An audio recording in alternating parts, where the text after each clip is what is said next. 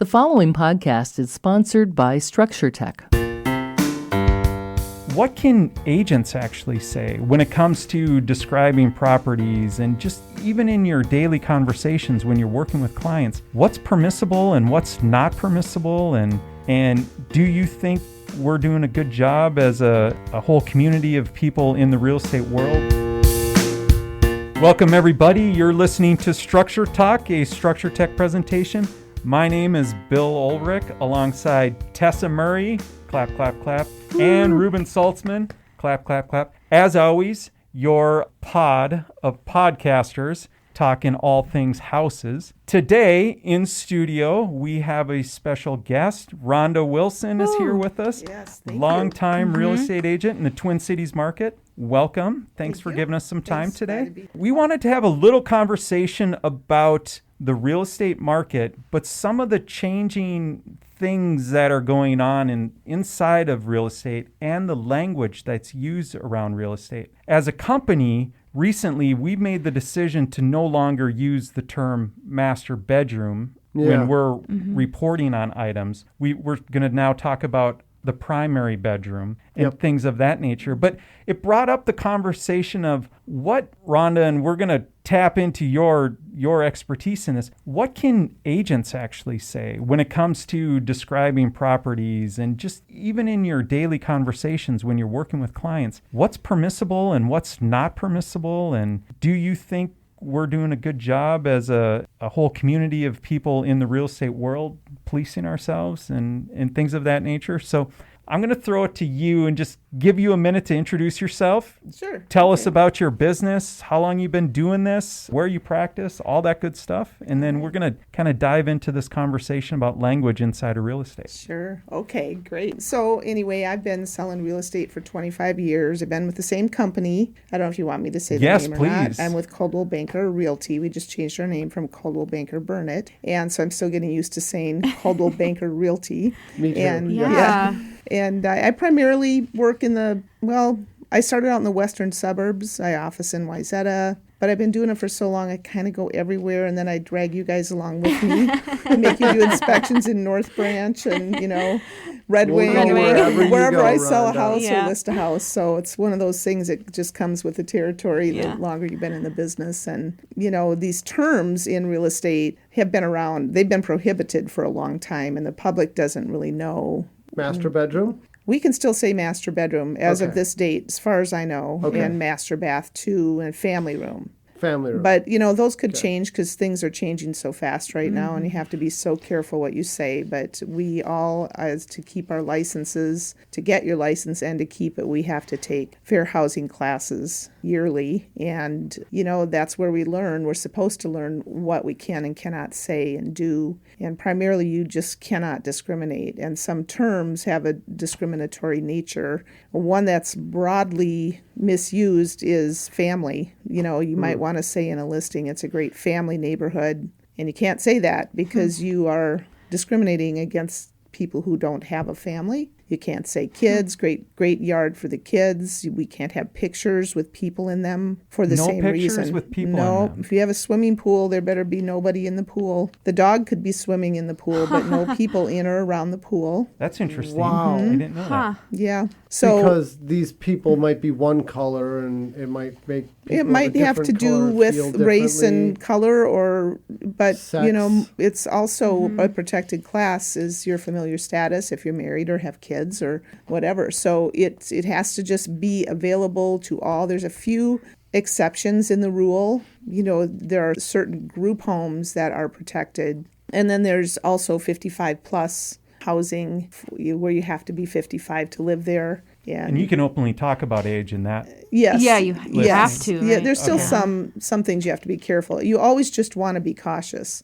And there's a lot of agents that maybe fell asleep in the fair housing class. That's the most exciting one all the time. You see a lot of mistakes. I'll call them mistakes in listings where, they're saying the wrong thing and you just want to pick up the phone and call them. And we can report each other. There's a button in MLS to report an issue with this listing if you think somebody is discriminating. What are some of the most common issues that you see when you're looking at listings? We also can't say that the house is near Starbucks or we can't say it's close to Home Depot. We can say public places like the name of a park, but we can't say, I guess I would say profitable places that are not nonprofits or open to all. For-profit businesses cannot be named. Could you say close to a shopping center? Yes, you say close to coffee shop, okay, close to shopping, we can't name churches. We can't, not every house of worship is called a church. Okay. So if you're going to name one, you have to name them all, and nobody could ever do that. So could you say close to a house of worship? Yeah, I think you could say that, but then there might be people who don't worship. So I don't. I err on the side of caution. Okay. You can name street names and things that are public places that are not stores or somebody making, so that is probably the most common. And they'll even show pictures of, Starbucks as an amenity nearby. And that's just wrong. We can't do that. Oh, really? Wow. That's wrong. Is the Mall of America generic enough to use in your located? I wouldn't say it. Okay. No, I'd use shopping, mega mall, something like Wow. a mega mall, I might say. Yeah. Something you were talking about how you can't have any pictures of people in any of the photos. And I was trying to scan through the memory banks, and I'm like, I don't think I've ever seen that. I thought it was just taboo. I didn't know you couldn't actually do it. But I do specifically remember one home we inspected about a year or two ago where they had a dinosaur. Somebody dressed up in a dinosaur uniform in a couple of photos. Does that violate anything? I would say no, because you don't know. It could be a real dinosaur. You never know, Reuben. You're right. Okay. All right. It's not. And, if there were kids around it, having fun, I'd say, no, don't do that. I mean, I would even be careful if there was a family picture on the wall, in a house, in one of your photographs that you if it's an up-close picture, you shouldn't use it. Yeah. I mean, it says that a family lives here. So what do you do if you have a client who's from out of state and they're not familiar with, the area? And if they ask you a question that says is this a good family neighborhood? Is it safe? Can you tell them? No, you can't. You say, you should drive around and look for things that might attract kids. There's a park, just drive around yourself and see what you think. If people have play sets in their yards, and vans and things like that, and drive by here yourself later, in the day at different times of day to try to decide if you think, or, if you want, go knock on the neighbor's door and, they can talk. I mean, we can't even leave a list in a listing. Let's say that it's a neighborhood with an association and they have a directory that has all the names of the families that live there, and we can't leave those out, and the seller can't either. They can give it to the buyer at closing, but we are not supposed to leave them out and use it as a marketing tool. Okay. And sometimes sellers will write a letter and leave it on their counter and describe their neighborhood. And, if I walk in, I don't do that with my listings because I'm really careful. Yeah. But if I show a home and it has it there and the buyers just love to read it, and I shouldn't say I don't report people, because then the Department of Commerce might come after me. But that's who oversees our industry, is the Minnesota Department of Commerce. Okay. So they're the ones that give the fines. Sometimes it's hard because you feel like you're being rude, or you're not helpful, or you don't. Maybe she doesn't know the area when you know it really well. No, do you explain that? I mean, do you tell your clients, look, I legally can't answer your question? Yes. Okay. Yes. All right. I do. Then they kind of understand. Give them a look like, I legally can't answer your question. Maybe you'd want to call the police. You say it slowly with raised eyebrows. Yeah. You can't do that. Well, yeah, I do. I tell them, if you need to know crime statistics, call the police or go online, and find a website that works for you. I mean, same goes with school districts. Sure. I mean, some people say this school district is really the best in the state, and then, we can't really say that either. It's called steering is what the industry term is, if you're trying to steer somebody from one neighborhood to another because maybe the people of the same race or religious belief or whatever live in that neighborhood. That's really bad. I mean, they need to find that out on their own. Absolutely. Yeah, that makes sense. Reuben, do we have anything, through our organizations that certify home inspectors that says that? Like, we can't steer people, we can't talk about? Because I've had clients ask me before during inspection, like, is this a good neighborhood? And I think they're asking because they don't know. They're from out of town and their agent can't tell them. Right. So what did you say?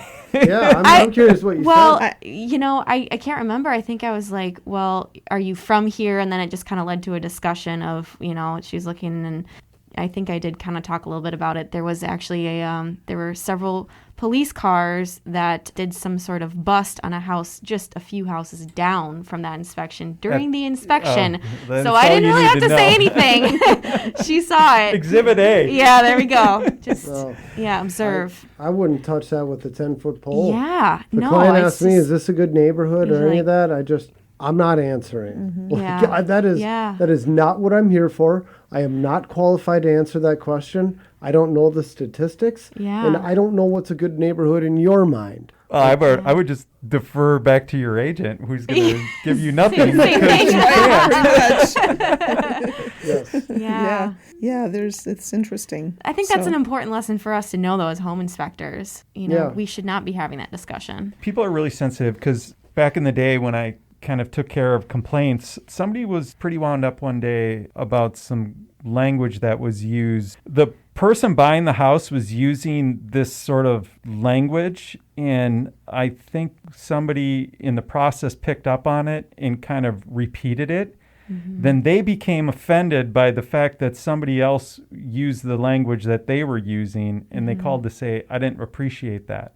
It's like, oh, well, that's okay. Thank you for letting us know. Yeah. I had no idea. And, it was harmless enough, but it raised the hackles on their neck. And they're like, hey, wait a second. I know exactly the situation you're talking about, Bill. That was probably 5 years ago now.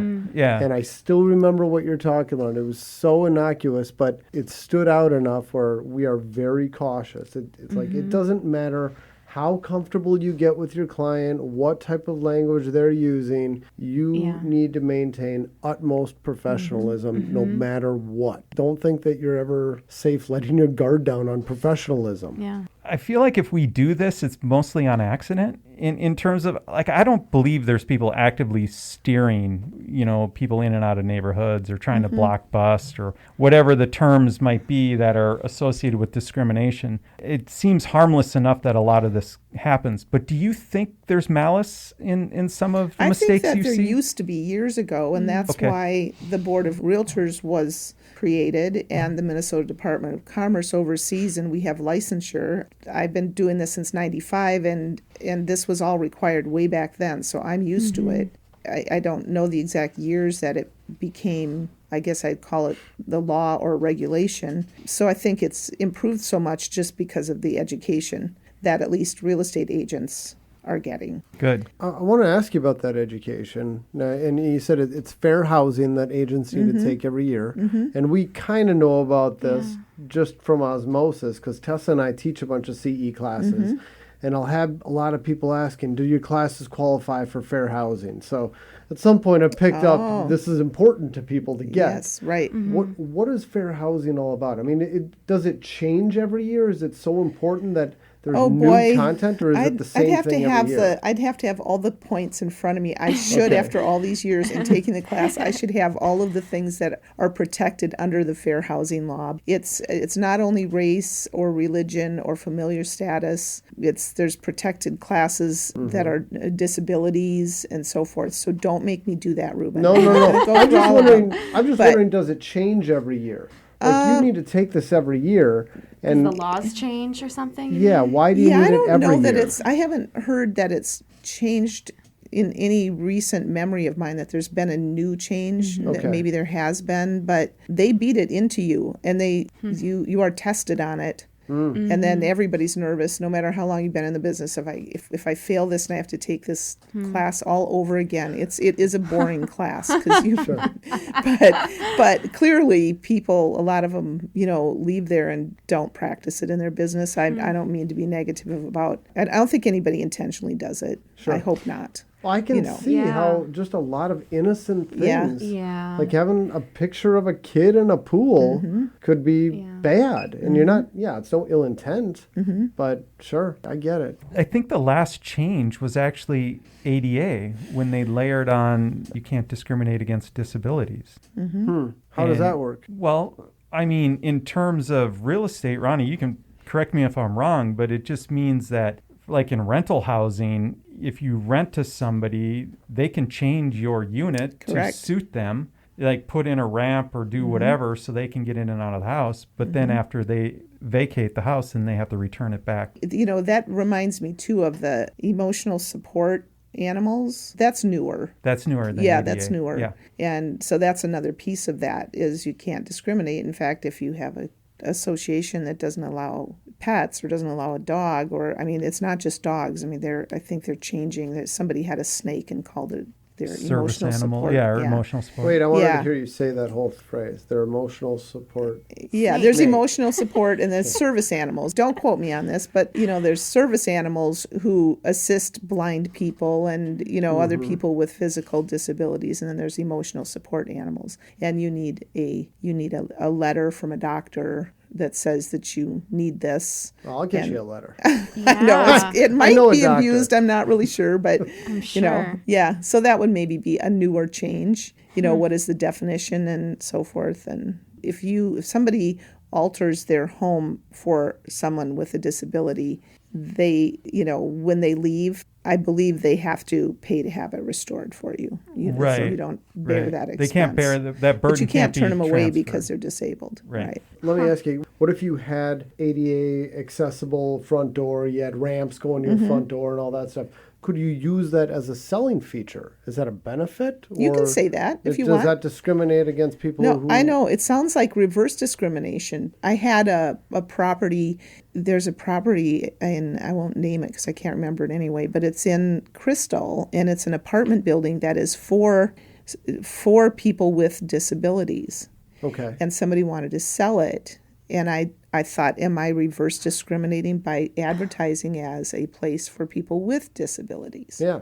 And fortunately, I never listed it because she found a buyer on her own, and I was kind of relieved because I never did find the answer to that. Reuben, in states where there's licensing, is there conversation about discriminatory practices for home inspectors? I don't know. I participated in a lot of online discussion forums for home inspectors, and I have never seen the topic even raised. It's interesting because, Tessa, I think you stumbled onto something there that clients might, if they know they can't get it from here, they might just interview as many people as they can to get as many opinions as they can. Not saying they're trying to throw you, Tessa, under the bus. I'm just saying, hey, I'm in town right now. I'm moving here from Denver. I have no idea this crossroad and this crossroad. They look great. They're helplessly trying to get information too. Probably. Right. So they're just putting out feelers all the same way. Yeah. I'm sure I've shared this story on the podcast before, but I was just reminded of it. It was a long time ago, and this was probably 10 years ago. We had one of our inspectors. The client wasn't there. They're moving from New Jersey, and the roof was shot. It's time for a new roof.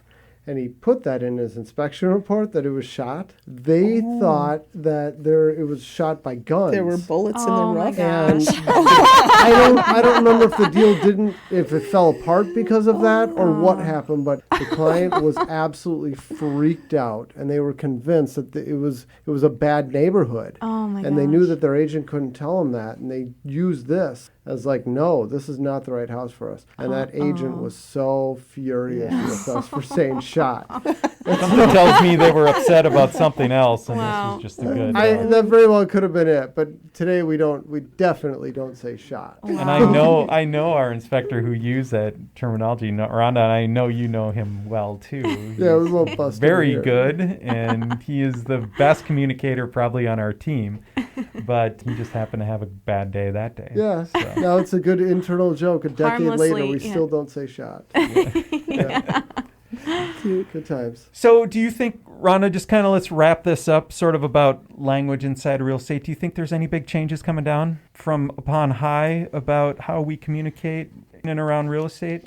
I mean, we're already taught it. I mean, maybe the changes come from the public who we already know. We already have been taught to be cautious and, err on the side of caution. Mm-hmm. So I don't know, maybe some terms that, have come up. That's the problem between generations is terms, that come up when I was a teenager. My kids are like, Mom, you did not say that. I've got a 16-year-old who politely reminds me on a regular basis when I'm not maybe allowed it's to some say. of that, but I can't. Nothing comes to mind, but I'm sure it's out there. And I'm looking up at this picture on your wall up there, and we couldn't say that up there. Oh, yeah, there's What does it say? for everybody who can't see, there's an article. Our producer, Larry, is also a pastor, and he's got an article that says Connecting Christians. Yeah. And so there's no way you could use Christian in any type of advertising, No. not without being rebuked. Would you say is it frowned upon, Rhonda, for other agents to kind of report other agents? Well, it is a self-policing. I understand, and I think maybe once we call it being shopped, where the Department of Commerce does have people that come out and pose as buyers or sellers, and they're trying to catch us in the act if we are using discriminatory practices. Or there's a form called agency, and that's the other class we have to take is learning about agency, which is representation in a real estate transaction. And that's supposed to be the first form that we whip out. Sure. And if we don't, then they busted us right away. And so that's one of the fears that, we live with. And I've had a few, I think I just got shopped. Have you ever known somebody who got shopped or got busted? No. Okay. All right. No, I don't. So I don't know, if they, surely during these times they're not doing it, but Yeah. they tell us, in class that happens. I would love to believe that only those people who have been kind of turned in a couple times for being less than above board players, that they get shopped first. Right. So Yeah. let's actually bust the people who are out there maliciously causing problems versus someone who just makes a mistake one accidentally. day. It's right? it's a tough call because if I'm looking at a listing online and I'm looking at it probably because I have a client who wants to look at it, I'm not going to sit there and bust the listing agent for something in there. What if my client wants to buy that house? Right. Yeah. Then you become the gatekeeper in a different and it's supposed sort of to way. be anonymous. Yeah. But what if it isn't? And Yeah. so you kind of have I guess that would be, I don't know if that's illegal for me to not bust it if I see it. They strongly encourage us to, but Yeah. you don't I would wanna- think if it's just an egregious thing, you Yeah. would say something like, that's the human in us would be like, that's just not right.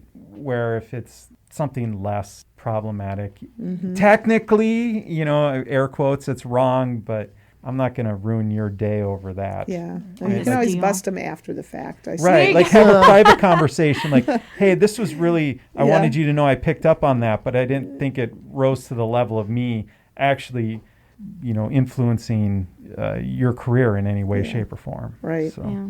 Interesting stuff. The world is a complicated place, and when you sort through all the details, sometimes you end up with things like master bathroom or master bedroom getting kind of removed from the lexicon of at least our professional language at our company. And I don't think that's a problem. I think that's good for you guys to be paying attention because, yeah, it is. Change with the Change. times. Yeah, change with the exactly. times. That's Yeah. right. That's right. Well, you've been listening to Structure Talk, a Structure Tech presentation. My name is Bill Ulrich alongside Reuben Saltzman and Tessa Murray, and our special guest today was Rhonda Wilson. You can check her out, Rhonda, where? You must have a website or a webpage? RhondaWilson.com. Awesome. That's Perfect. easy.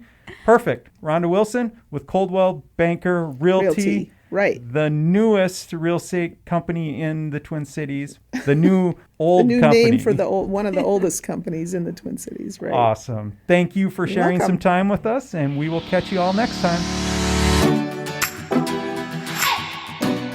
For more information on how we can provide you with the right information about your home before you buy or sell, contact us at structuretech.com.